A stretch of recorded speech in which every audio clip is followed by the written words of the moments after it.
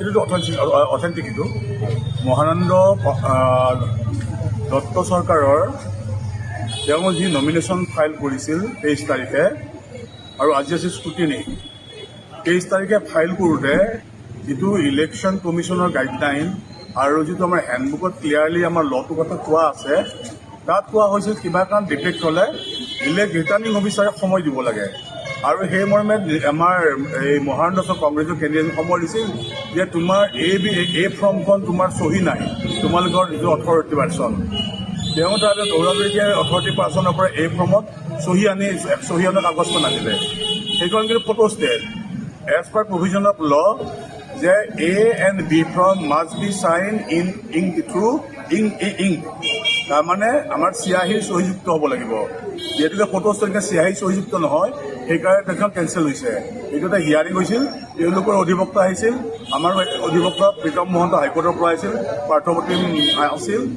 গতিকে এতিয়া আমাৰ হিয়াৰিং মৰ্মে তেওঁলোকে প্ৰনাউন্স কৰিছে আজি ৰিটাৰ্ণিং অফিচাৰ যে আপোনাৰখন আমি ৰিজেক্ট কৰিছোঁ আৰু আপোনাৰ যদি ৰিজেকশ্যন অৰ্ডাৰৰ পৰা ক'ব লগা আছে তেতিয়াহ'লে আপুনি অহা 11টা বজালৈ আগেহে ক'ব লাগিব সেইটো তেওঁ এটা সময় দিছে আৰু সময় দিয়াৰ কাৰণে ভালো হৈছে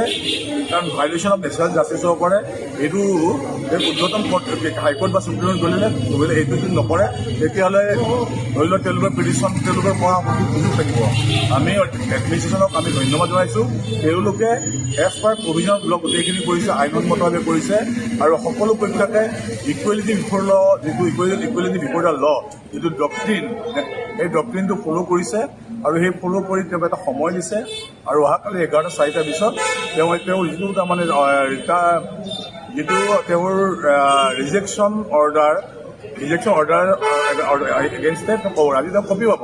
আমিও যে কপি পাম ৰিজেকশ্যন অৰ্ডাৰ কপি পাম সেইটোৰ ওপৰত লিখি ৰিটেণ্ডাৰ কিয় কমপ্লেইন দিব পাৰে এইটোৱে কথা এতিয়া আৰু নাই সেইটো আৰু চাওক এটা নেশ্যনেল পাৰ্টি এটা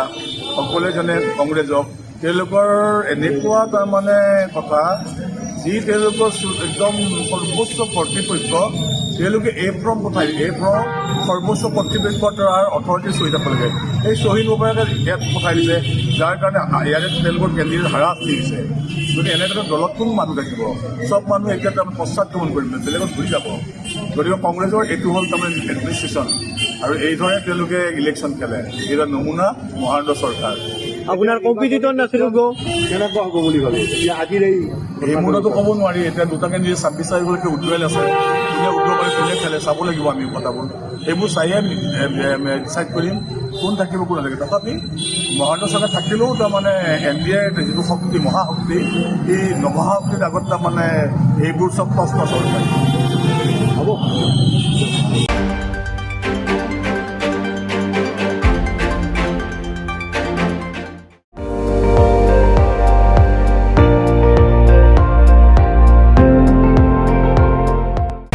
আপুনি চাই আছে ND24